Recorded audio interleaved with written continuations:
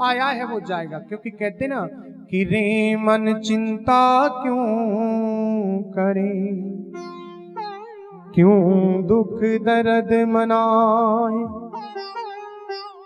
रीत पुरानी जगत की, कोई आए कोई जाए। ये तो महाराज पुरानी रीत है, जो आया है वो जाना है। तो इस बात का तुम्हें क्यों दुख हुआ? बोले कि दुख इसलिए हुआ कि परीक्षित भले इंसान है। तो बोले महाराज एक से एक भला आदमी जाता है। बोले कि मेन पॉइंट पे आई है। सुखदेव बाबा बोले, तो देवता बोले सरकार ये जो भागवतामृत का पान आप राजा परीक्षित को करा रहे हैं, इसका पान हमें करा दीजिए, और ये स्वर्ग का अमृत राजा परीक्षित को पिला दीजिए। सुखदेव बाबा बोले क्या ये वही अमृत का कलश है जिसके लिए देवासुर संग्राम हुआ था? एक बार तुम्हारा गरुड़ जी के साथ भी युद्ध हुआ था। बोले हाँ महाराज, इसी अमृत के कलश को लेकर के। बोले जी। तुमने इतनी सरलता से लेकर के आगे, जहां तुम जिस चीज के लिए मरने मिटने वाले थे उसे फ्री में लेकर के आ गए। तो बोले तुम्हारे स्वर्ग के अमृत की विशेषता बताइए। तो बोले महाराज इसको पी करके ना आदमी अमर तत्व को प्राप्त हो जाता है, वो मरता नहीं। लेकिन महाराज कभी तो मरेगा। बोले हाँ जब तक इसका असर है। बोले अच्छा। तो अमर तत्व को प्राप्त होने वाले के पुण्य जो है वो क्षीण होते चले जाते हैं। बोले अच्छा। तो अब सुन लीजिए, भागवत जी की कृपा का प्रसाद, भागवतामृत का जो प्रसाद है उसको पान करने वाले के पाप क्षीण होते चले जाते हैं। स्वर्ग में कब तक रहता है? जब तक पुण्य, जब तक पुण्य रहेंगे तब तक स्वर्ग में रहेगा। पुण्य का खजाना खत्म तो फिर यहीं भेज दिया जाएगा। लेकिन जिससे पाप क्षीण होते हैं, पुण्य बढ़ते चले जाते हैं, स्वर्ग की छोड़ दीजिए, सिद्ध लोक की छोड़ दीजिए महाराज, जिसकी कृपा से वैकुंठ और गोलोक मिल जाता है, तो इस अमृत को पी करके क्या करेंगे? तो श्रेष्ठ कौन सा हुआ? भागवत। तुम्हारे इस अमृत से तो भागवतामृत लाख गुना है। बोली जी। ठुकरा करके भगा दिया, डांट करके फटकार करके भगा दिया। जाइए। देवता लोग वहां से मुंह लटका करके गए। सुखदेव बाबा बोले तुम जानते थे ना, उन्होंने कहा है कि राम कथा कृष्ण कथा का तो वही अधिकारी है। उत्तरकांड के दोहा 127 नंबर में एक चौपाई लिखी है तुलसी बाबा ने कि बोलो राम सिया राम जय जय राम। बोलो राम सिया राम जय जय राम। बोलो राम सिया राम जय जय राम। बोलो राम सिया राम जय जय राम।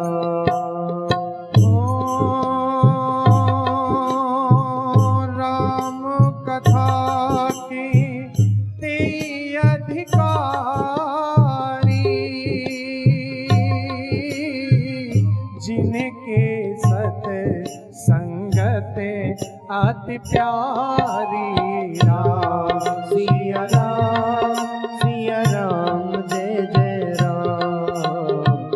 राम सिया राम जय जय राम। राम कथा के ते अधिकारी,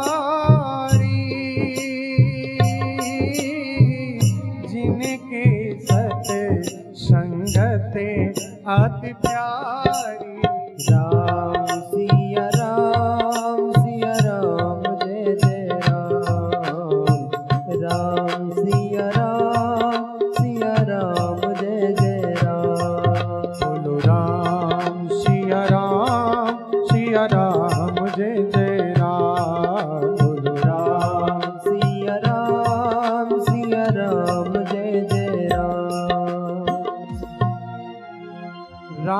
कथा के तेई अधिकारी, जिनके सत्संगत अति प्यारी।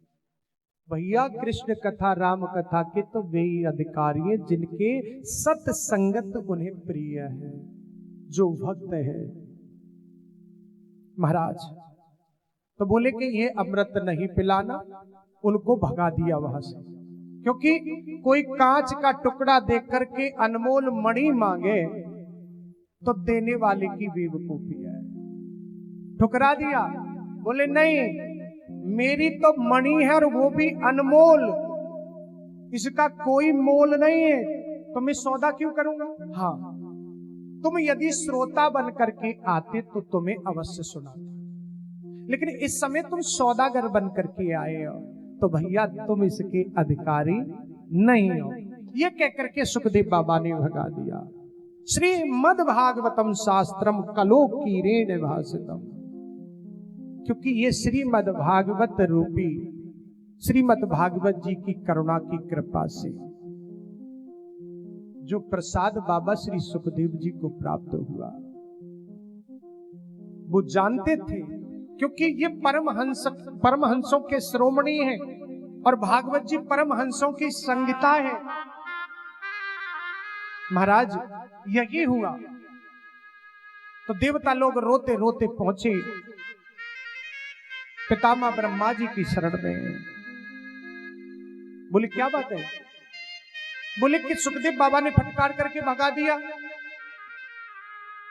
हमें कथामृत नहीं पान कराया। बोले भैया सुखदेव बाबा भी कोई साधारण इंसान नहीं है, कोई ना कोई तो विशेषता होगी। तो बोले अच्छा एक काम करिए, अभी शांति से बैठिए, 7 दिन की ही तो बात है, तो पहले 7 दिन के बाद में ये देख लीजिए कि 7 दिन में कथा सुन के राजा परीक्षित को किस परिणाम तक पहुंचते हैं, तब चर्चा कर। जब 7 दिन के बाद में राजा परीक्षित को तक्षक के डसने से और भगवत धाम की प्राप्ति हुई, जबकि नाग के डसने से अधोगति होती है, ये देख करके ब्रह्मा जी भी आश्चर्य में पड़ गए कि ये क्या हुआ। तुरंत उन्होंने भागवत जी की महिमा को तोलने के लिए अपने सत्यलोक में एक बड़ा भारी कांटा बनवाया। सत्यलोक कहिए या ब्रह्मलोक कहिए, जहां ब्रह्मा जी विराजते हैं, उन्होंने एक कांटा बनवाया। वहां मूर्धन्य परमेष्टि पद है। उस ब्रह्मलोक में ब्रह्मा जी ने जब धर्म कांटे को बना करके तो श्रीमद् भागवत जी की श्रवण महिमा को, भागवत जी को नहीं, क्योंकि महाराज भागवत जी की तो आती ही नहीं, क्योंकि भागवत तो मेरे ठाकुर का स्वरूप है। देखिए, तो उन्होंने इसकी श्रवण महिमा को एक पल्ले में रख दिया और दूसरे पल्ले में जितने भी हमारे रखा तीर्थ व्रत योग जप तप दान जितने भी पुण्य हो सकते हैं, उन सबको इकट्ठा करके एक पल्ले में रख दिया। रामचरितमानस के उत्तर कांड के 125 नंबर के दोहा में तुलसी बाबा ने चौपाई लिखी है कि बोलो राम सिया राम जय जय राम, बोलो राम सिया राम जय जय राम, बोलो राम सिया राम जय जय राम, बोलो राम सिया राम जय जय राम, हो सिया राम जय जय राम, राम सिया राम जय जय राम। तीर्थाटन साधन समुदायी, जोग विराग ज्ञान निपुणाई, नाना कर्म धर्म व्रत दाना, संयम जम दम तप मखनाना। महाराज सबको इकट्ठा करके एक पल्ले में रख दिया। भूत दया द्विज गुरु सेवकाई, महाराज विद्या विनय विवेक बढ़ाई। सबकी पुटरिया बांधी और एक पुटरिया रख दी। महाराज बताइए, एक की तो बात छोड़ दीजिए, सब मिलकर के भी भागवत जी की श्रवण महिमा की बराबरी नहीं कर पाए, पलड़ा उठाए नहीं नीचे से। महाराज वो नीचे को ही दबा का दबा रह गया। ये संबंध पुण्य को धरते गए लाकर तो महाराज भागवत जी की कथा श्रवण की महिमा की बराबरी नहीं कर पाए। उसी समय ब्रह्मा जी ने लघुन्यानी जातानी गौरवेण इदम महत, महाराज समझ गए, उनको ध्यान आ गया कि भागवत साधारण पोथी नहीं है, भागवत तो साक्षात मेरे कृष्ण है। क्यों? क्योंकि एकादश स्कंद में कथा आती है कि जिस समय भगवान की 125 वर्ष की अवस्था पूरी हो गई थी तो जाने की तैयारी कर रहे थे, तो उद्धव जी ठाकुर जी के सामने खड़े हो गए। बोले सरकार आप जा रहे हैं? बोले हाँ। तो मैं भी आपके बगैर एक क्षण नहीं रह सकता, मुझे भी साथ ले चलिए। कन्हैया बोली उद्धव ना तो कोई साथ आया है और ना कोई साथ जाएगा, मैं भी अकेला आया हूं और तुम भी अकेले आए हो, ये नियम मेरा ही बनाया हुआ है, तो नियम को कैसे तोड़ सकते हैं? बोले तो सरकार एक बात बताइए कि कुरुक्षेत्र की रणभूमि में जिस समय अर्जुन को भ्रम हो गया था, मोह हो गया था, तो आपने उसे उपदेश करके उसके मोह को दूर किया। यहां थोड़ा सा मुझे मोह हुआ तो आपने एकादशी स्कंद का उपदेश करके मेरे मोह को दूर कर दिया। लेकिन सरकार आप जानते हैं कि अब जाने के बाद में आगे चल करके आपको जाते ही कलयुग आएगा, तो कलयुग में तो लोग ऐसे ऐसे चौराहे पर खड़े हो जाएंगे, इतनी समझ भी नहीं होगी कि उन्हें एक चौक पर खड़े होकर के चारों तरफ के लिए रास्ते जाएंगे, वो ये निर्णय नहीं कर पाएंगे कि हमें किस राह पर जाना है। सरकार उनको ये राह कौन दिखाएगा? कन्हैया बोली उद्धव मैं छोड़ करके नहीं जाऊंगा, क्योंकि जिस समय मैं जाऊं ना उस समय तुम देखते रहेगा। तो जब बहेलिया ने मेरे कन्हैया के पैरों में जब चरणों में बाण मारा तो देवता लोग खड़े खड़े देख रहे थे कि सरकार आ रहे हैं। उसी क्षण मेरे कन्हैया के शरीर से एक दिव्य तेज प्रकट हुआ और सबकी आंखों के सामने देखते देखते और भागवत जी के मध्य में आकर के विराजमान हो गया। इसलिए भागवत पोथी नहीं, मेरे ठाकुर का वांगमय स्वरूप है। एक तो रूप होता है कि उसके जैसा, रूप किसे कहते हैं कि उसके जैसा है, और स्वरूप कि वही है। रूप कहते हैं उसके जैसा, स्वरूप का मतलब कि वही है।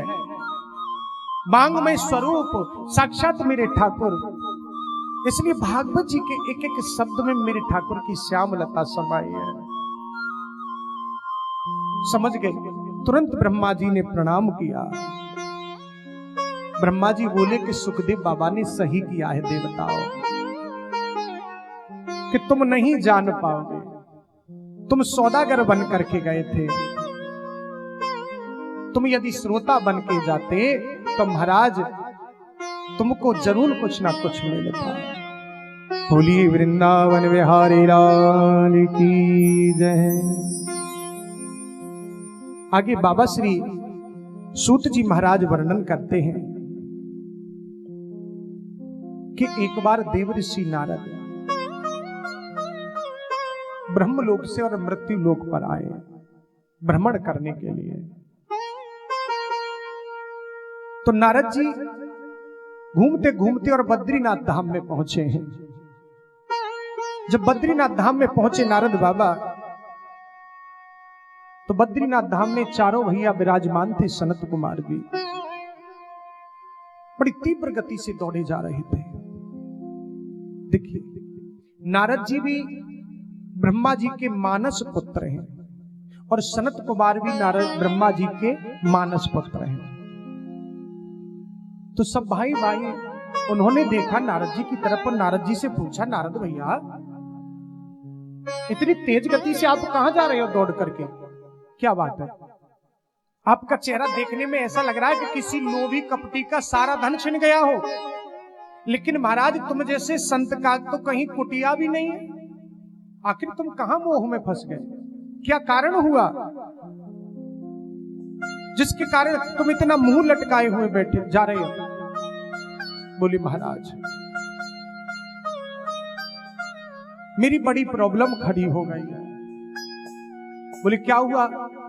कि ब्रह्मलोक में मन नहीं लग रहा था, तो मैंने सोचा कि चलिए चल करके मृत्यु लोक का हाल जानते हैं। तो वहां से मैं आया, आकर के मैंने जब घूमा, अहम तो पृथ्वी यानो ज्ञातवा सर्वोत्तमम। महाराज यहां तो मैंने बड़ी बड़ी विनाश लीला देखी। सब धर्म के विमुख हो रहे हैं, पाप परायण हो गए हैं। न योगी नेव सिद्धोवान ज्ञानी न सक्रियो न रहा। महाराज कोई योगी नहीं है, न योगी नेव सिद्धोवान ज्ञानी सक्रियो न रहा। कोई ज्ञानी नहीं है, कोई सिद्ध नहीं है। बोली और कि सब महाराज कलिदावा नले नाध्य साधनम भस्मताम गतम। कि कलियुग के प्रभाव से ना उन लोगों की बुद्धि भ्रमित हो गई है। कोई योगी नहीं, कोई सिद्ध नहीं। मैं नहीं कह रहा हूं, नारद बाबा ने स्पष्ट कहा है भागवत जी के महात्म के पहले अध्याय के 35वें श्लोक में कि कोई योगी नहीं है, कोई सिद्ध नहीं है, कोई ज्ञानी नहीं है। लोग सब पाप परायण हो गए हैं, ईट पत्थर बटोरने में लगे हुए हैं। तपसी धनवंत द्रद्र कही, कल कौतुक तात न जात कही। महाराज ऐसे ऐसे लोग तीर्थों में निवास कर रहे हैं। बुरा मत मानना, कभी कभी लोगों के पास में ऐसी ऐसी कंडीशन कर देते हैं लोग कि भाड़े तक पैसा नहीं छोड़ते हैं। नहीं कहना चाहिए धाम में बैठे हुए हैं, लेकिन लोग ऐसे ऐसे हैं बस ये सोचते कि जजमान की जेब में तो जो भी है ना वो निकलना चाहिए, कैसे भी आ जाए। आयो है ना तो जिक करके बुक करे और जिक करे और बुक करे। अब क्या कहूंगा, ज्यादा समझदार के लिए सारा ही काफी है। कहने का भाव जो है नारद बाबा ने स्पष्ट कह दिया था कि जब मैं इधर उधर घूमा तो और ज्यादा अशांति बढ़ गई। मिलकी अब क्या होना चाहिए? तो मैंने सोचा कि गृहस्थियों के घर में भी जाकर के देखना चाहिए। तो वहां भी देखी एक से एक विनाश लीला। लोग माता पिता की सेवा नहीं कर रहे हैं, माता पिता को डाल दिया उधर।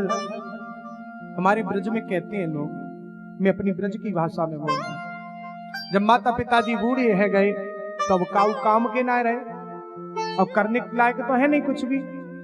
अब माताजी कुछ आदेश देती हैं बहू रानी को तो बुझ गई, बुढ़िया चुप पड़ी रहे।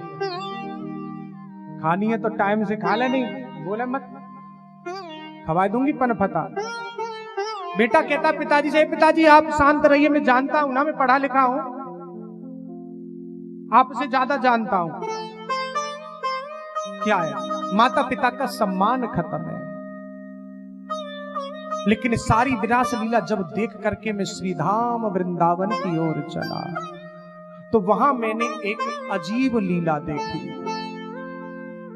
वो क्या कि जमुना जी के तट पर जैसे ही मैं पहुंचा, ये का तु तरुणी तत्र निषण्णा खिन मानसा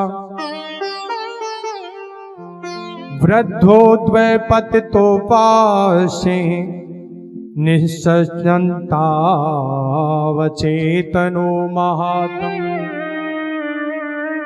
महाराज कि एक देवी वहां पर बैठी है, एकातु तरणु तत्र, एक देवी वहां पर बैठी हुई है जो यौवन अवस्था में है, और वहां पर उसकी दासियां थी, कोई उसे सांत्वना दे रही थी, कोई आंसू पहुंच रही थी, कोई पंखा झल रही थी, वे सब दासियां उसकी सेवा कर रही थी। वृद्धो दो पति दो पार से, दो वृद्ध पुरुष उसके पास में पड़े हुए थे। बोली तो मैंने सोचा कि जाकर के पूछूं क्योंकि संत का स्वभाव है, रामचरितमानस में कहा है तुलसी बाबा ने, संत का स्वभाव है कि परोपकार बचन मन काया। महाराज शास्त्र कहता है संत की भी पहचान करने में चूक नहीं करनी चाहिए कि परोपकार बचन मन काया, संत सहज स्वभाव खगराया। श्री राम जय राम जय जय राम, श्री राम जय राम जय जय राम। ओ श्री राम जय राम जय जय राम, श्री राम जय राम जय जय राम, श्री राम जय राम जय जय राम, श्री राम जय राम जय जय राम। संतों का तो स्वभाव है संत पर उपकार वचन मन काया, दूसरों के ऊपर जो उपकार करता है बुरा मत मानना, मन से, वाणी से और क्रिया से। चाहे महाराज वो पोशाक पहन करके घूम रहा है, चाहे वो जींस की पैंट और टी शर्ट में घूम रहा है, जो मन से, वाणी से, क्रिया से जो दूसरे के ऊपर उपकार करता है वो संत कहलाने का अधिकारी है। क्योंकि रामचरितमानस की चौपाई स्पष्ट कह रही है, तुलसी बाबा ने बिल्कुल स्पष्ट कह दिया है। बड़े सर्व संत स्वभाव के नारद बाबा चल दिए। फिर सोचा मन में कहीं ऐसा ना हो देविया बैठी है, कहे बाबा जी तो को का जरूरत पड़ेगी हम लोगों के बीच में आने की, तो पीछे को लौट करके चल दिए। तो जैसे ही उस देवी ने देखा कि बाबा लौट करके जा रहे हैं, वो देवी बोली भो बहु साधो क्षणम तिष्ठ मचंताम अपी नासया।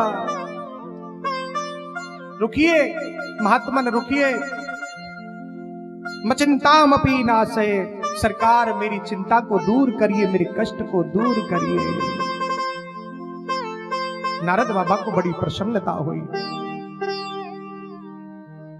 एक बात और बता दूं, जिस समय हमारे ऊपर संकट हो और उस समय वास्तविक यदि सच्चे संत का दर्शन हो जाए तो समझ लेना कि जीवन के सारे संकट दूर हो, उसी क्षण नाश हो जाता है कष्टों का। तो यहां जैसे ही नारद बाबा आए तो नारद बाबा ने पूछा, नारद बाबा कह रहे हैं कि भैया तब मैंने उस देवी से पूछा तुम कौन हो और तुम्हें क्या कष्ट, काश तुम का विमोचे महा। ये तुम्हारे अगल बगल में जो पड़े हैं ये कौन है? नार्य कहा पद्म लोचना, ये जो पद्म लोचन जो ये देवियां तुम्हारे पास में बैठी हैं ये कौन है? तो वो देवी बोलती है सरकार, नारद बाबा बोले आप चिंता न करें, मैं आपके कष्ट को दूर करूंगा। देवी बोली सरकार अहम भक्त रीति ख्याता एमो में तनियो मतो, ज्ञान वैराग्य ना मानो काल योगेन जर्जरो। महाराज मेरा नाम भक्ति है और ये दोनों पुरुष जो मेरे पास में पड़े हैं ये दोनों मेरे पुत्र हैं जिनका नाम ज्ञान और वैराग्य है।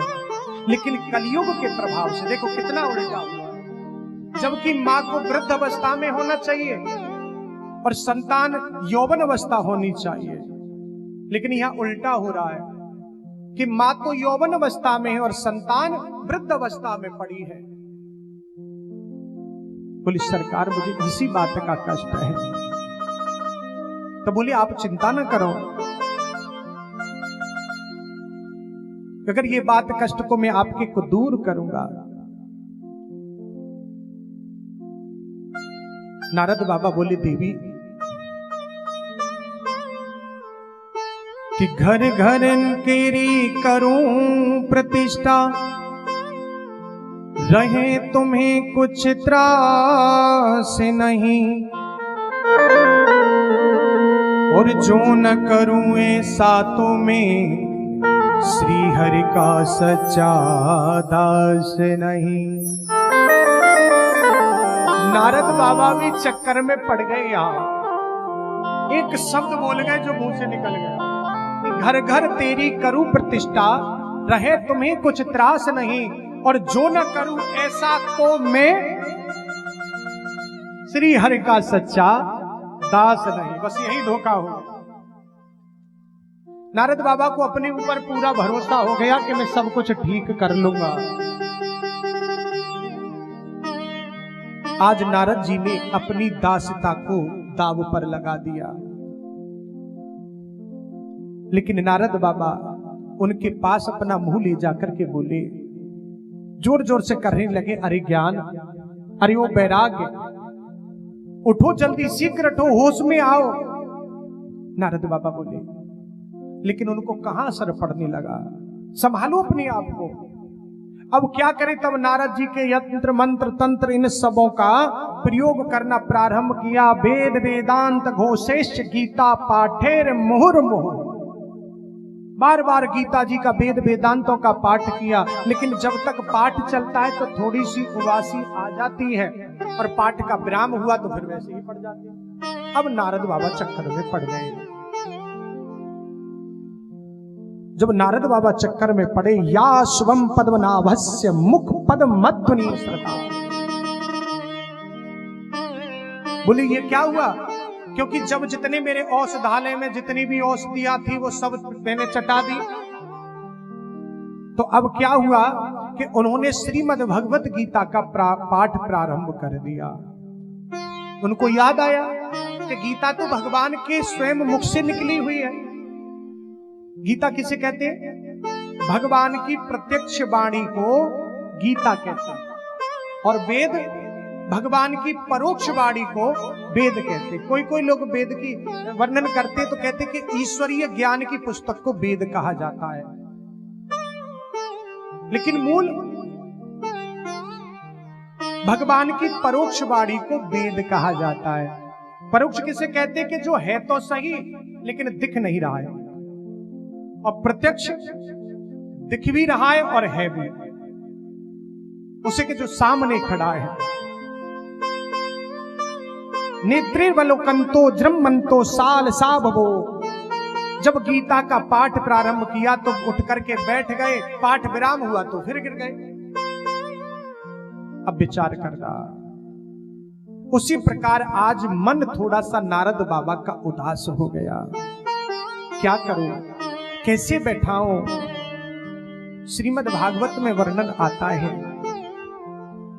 कि महारानी भक्ति अपने दोनों पुत्रों ज्ञान वैराग्य को लेकर के दुखी हो रही थी। उसके पुत्र ज्ञान वैराग्य दोनों शक्तिहीन हो रहे थे, मूर्छित जर्जर बूढ़े रोगी जैसे दिख रहे थे। इस पर जिज्ञासा होती है कि जब भगवान बूढ़े नहीं होते तो ज्ञान वैराग्य कैसे बूढ़े हो जाते हैं? कि महिमा निगम नेत कही कहीं, जो तीन काल एक रस रही। महाराज, तो उनकी ये दिव्य दिव्य विशिष्ट विशिष्टि प्रभुतियां, ये दिव्य विशिष्ट गुण वाली जो प्रवृत्तियां हैं, ये कैसे परेशान हो सकती हैं? महाराज, नारद बाबा थक गए। अब तो उन्हें बड़ा गिलानी महसूस होने लगी कि अब मैं क्या करूं। तो बोले, उसी समय मैंने भगवान से प्रार्थना की। तो प्रार्थना की, उस समय आकाशवाणी हुई कि नारद, सत्कर्म करो तो तुम्हारा उद्यम सफल होगा। सत्कर्म करिए, उत्तम है सफलेस्त्यम भविष्यति न संशय। तुम सत्कर्म करिए, तुम्हारा उद्यम सफल होगा, इसमें कोई संशय नहीं है। बोले, क्या सरकार, जो मैं अब तक कर रहा था ये सत्कर्म नहीं था? जब ये सत्कर्म नहीं है तो सत्कर्म क्या चीज है? तो मुझे बता देते। तो आकाशवाणी ने जवाब दिया कि कोई संत तुम्हें समझाएगा।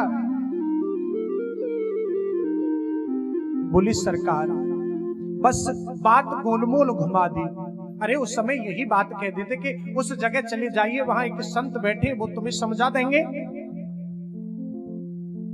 जब मुझे अपना भरोसा, कब क्या हुआ, नारद बाबा ने प्रार्थना कब की,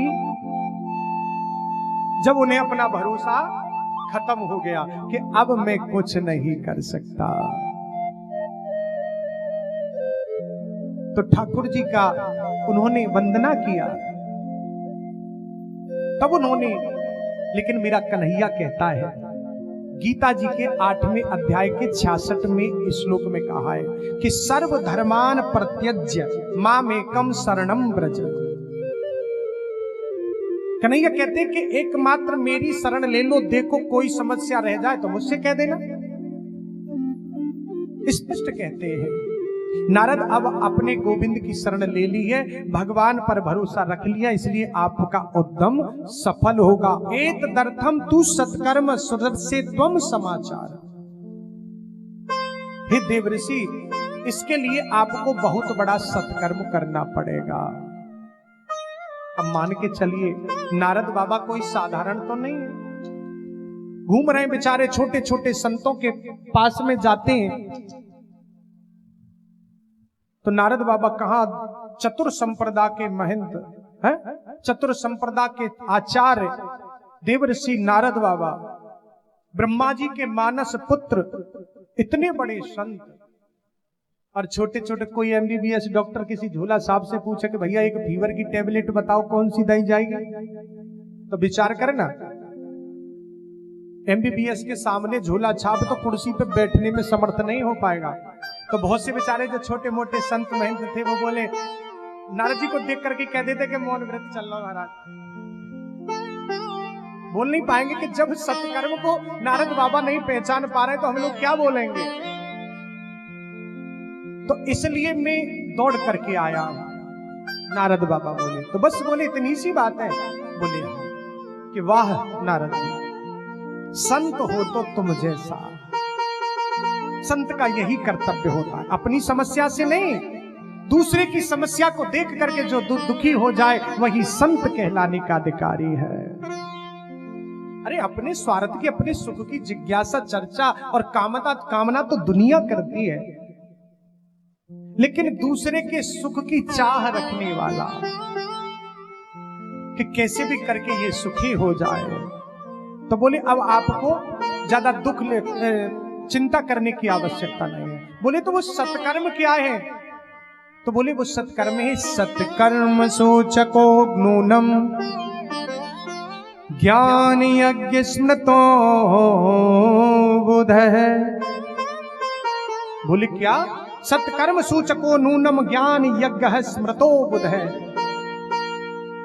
बोले कि वह ज्ञान यज्ञ है, सत्कर्म और ज्ञान यज्ञ की उपाधि केवल भागवत जी को मिली हुई है। किसको?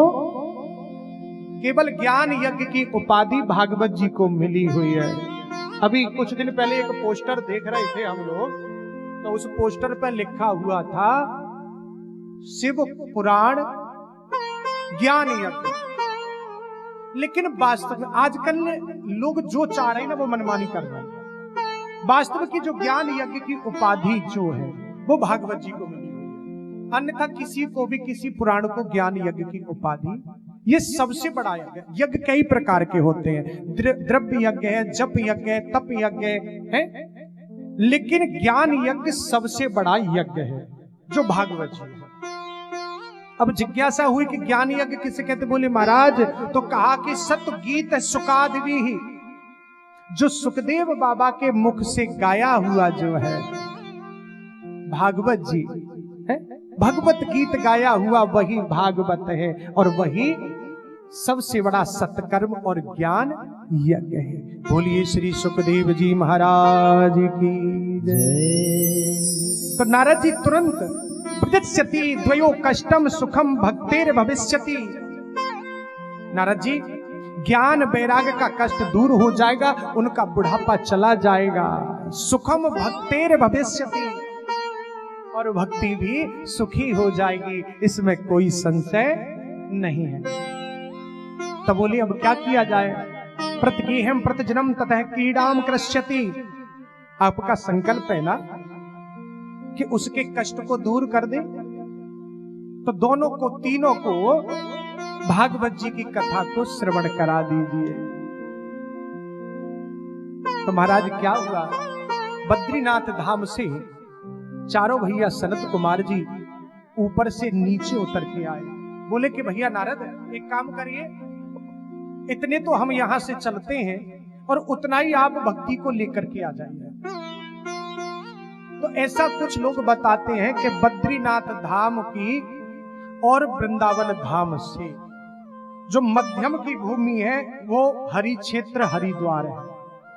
लमसम में थोड़ा बहुत इधर उधर पड़ जाता है कि जितना वृंदावन से हरिद्वार है उतना ही हरिद्वार से बद्रीनाथ धाम है लमसम में।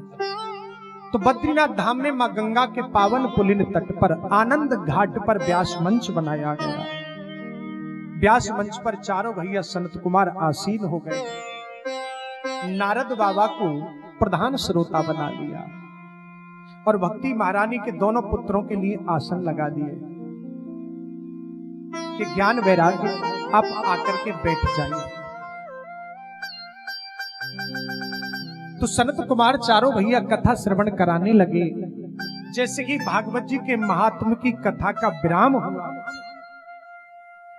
वैसे ही वहां एक देवी और करताल लेकर के हाथ में और उस सभा में नृत्य करने लगी। कुछ संत वहां पर विराजमान थे। ये संत बोले, हे भैया ये कौन है देवी, इसको पता नहीं है कि किस समय पर नाचना चाहिए। देखिए नाचना शुभ भी है और अशुभ भी है। हंसना शुभ है या अशुभ है? दोनों ही है। आप बताइए, शुभ है, हंसना शुभ है। किसी का बेटा मर जाए और वहां जाकर के हंसोगे तो? अगर किसी के फेरा पड़ रहे हो, बरमाला पहन रहे हो और वहां जाकर रोए में लग जाओ तो रोना भी है, कहीं शुभ है तो कहीं अशुभ है। हंसना भी कहीं शुभ है तो कहीं, ऐसे ही नाचना कहीं शुभ है तो कहीं अशुभ है।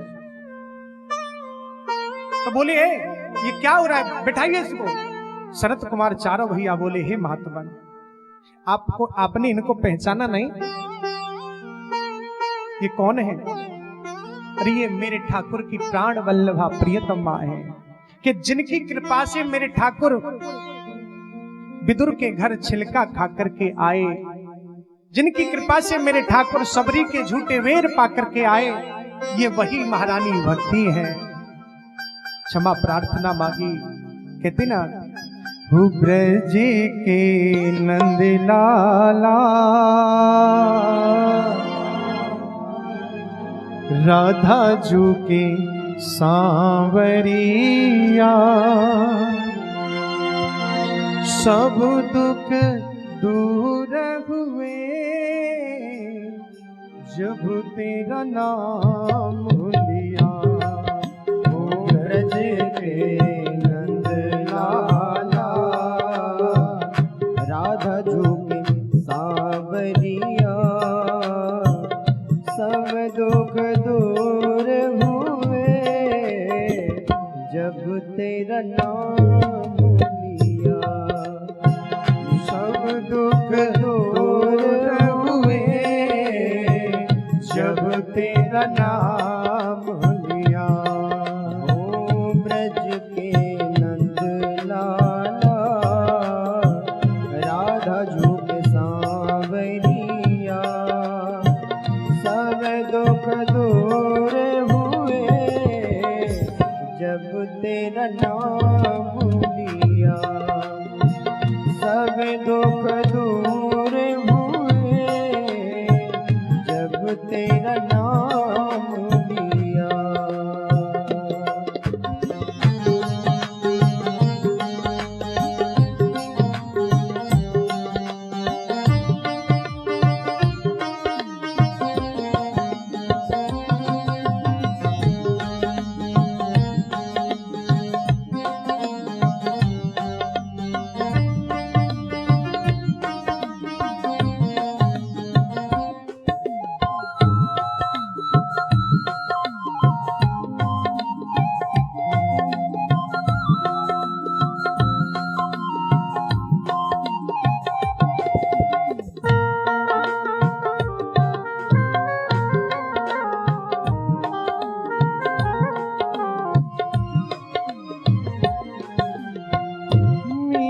पुकारे तुम्हें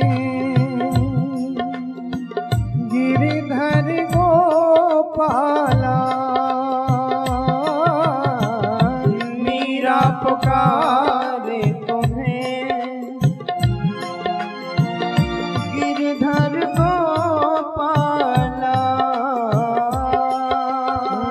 बन गया अमृतमय विष का भरा प्याला। बन गया मूरत में विष का भरा प्याला।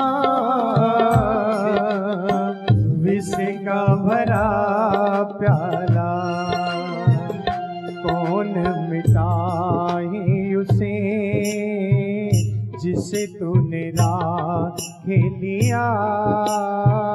सब दुख दूर हुए जब तेरा नाम लिया। सब दुख दूर हुए जब तेरा नाम लिया। ब्रज के नंद लाला राधा जो के सावरिया। सब दुख दूर हुए जब तेरा नाम लिया। सब दुख दूर हुए जब तेरा नाम लिया।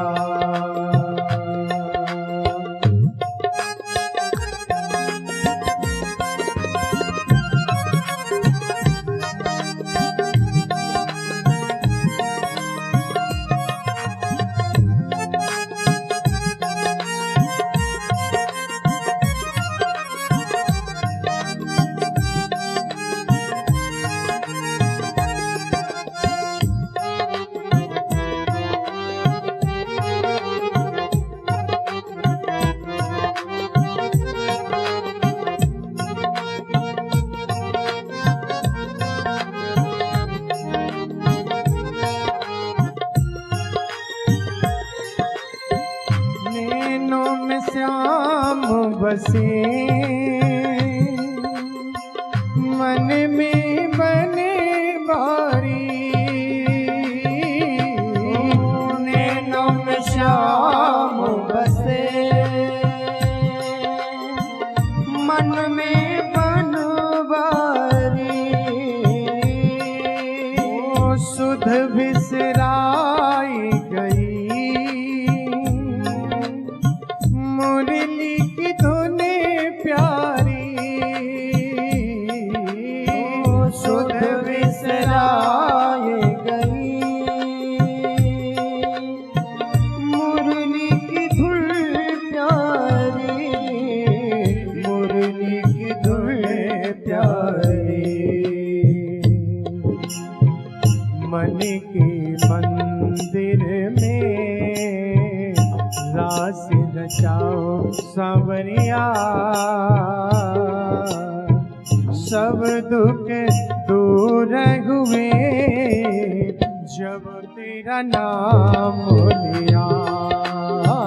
सब दुख दूर हुए जब तेरा नाम लिया।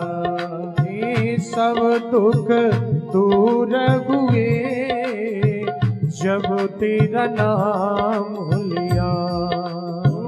सब दुख दूर हुए जब तेरा नाम लिया। श्री राधे।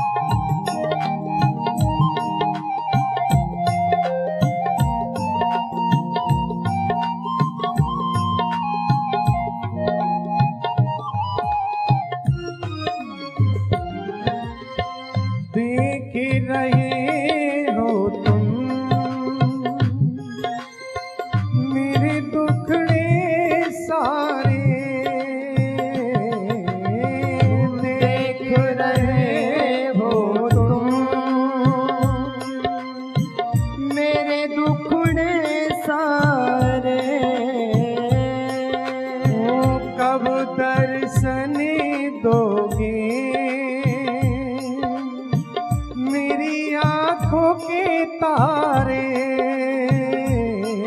ओ कब दर्शन दोगे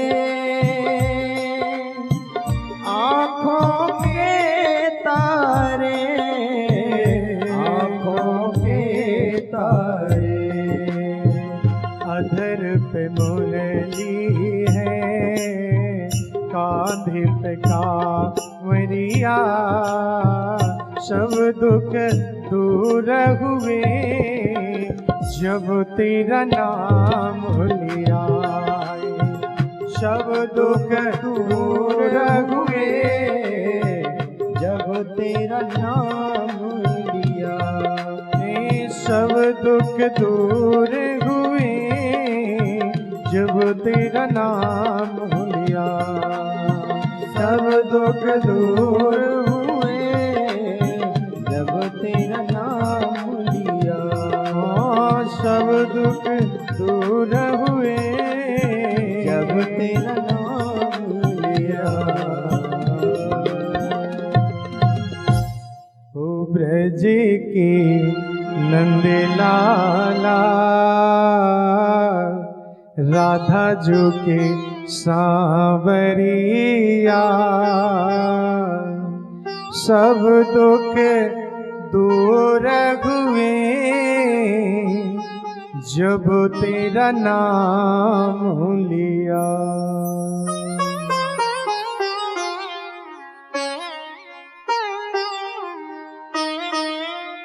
भैया, कष्ट दूर करने की सबसे बड़ी औषधि है। इससे बड़ी कोई औषधि नहीं है, कोई मेडिसिन नहीं है संसार में इससे बड़ी। जब भी कष्ट हो बस माला झोली उठाओ और बैठ जाओ। हरे कृष्णा कृष्णा कृष्णा हरे हरे, हरे राम राम राम हरे हरे, हरे कृष्ण कृष्ण कृष्ण हरे हरे, हरे राम राम राम हरे हरे। हरे कृष्ण कृष्ण कृष्ण हरे हरे, हरे राम राम राम हरे हरे, हरे कृष्ण कृष्ण कृष्ण हरे हरे, हरे राम राम हरे हरे। बोलिए वृंदावन बिहारी लाल की। महाराज, महारानी भक्ति के कष्ट की निवृत्ति हुई जब वो नृत्य करने लगी।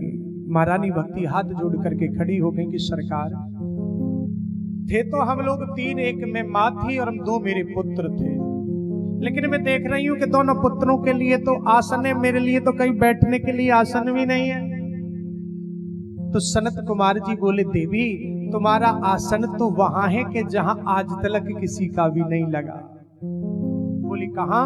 कि जितने भी यहाँ पर भक्त वैष्णव बैठे हुए हैं, आप जाकर के इनके हृदय में विराजमान हो जाइए।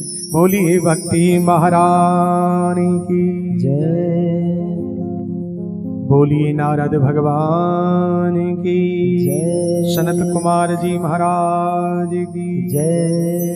भगवत प्रेमियों, महारानी भक्ति उन भक्तों के हृदय में जाकर के विराजमान हो गई। इधर नारद बाबा की जिज्ञासा हुई। नारद बाबा बोले, महाराज एक बात बताइए, क्या भागवत जी की कथा सुन करके भक्ति महारानी पुष्ट होती है, ज्ञान वैराग्य पुष्ट होते, तो ये कोई बड़ी आश्चर्य की बात नहीं है। क्योंकि जो भगवान की भक्ति कर रहा है, जो भगवान की भजन कर रहा है, उसका तो कल्याण होना ही होना है, उसमें कोई संदेह नहीं है। बोले महाराज, क्या इससे कोई पापी भी तर सकता है?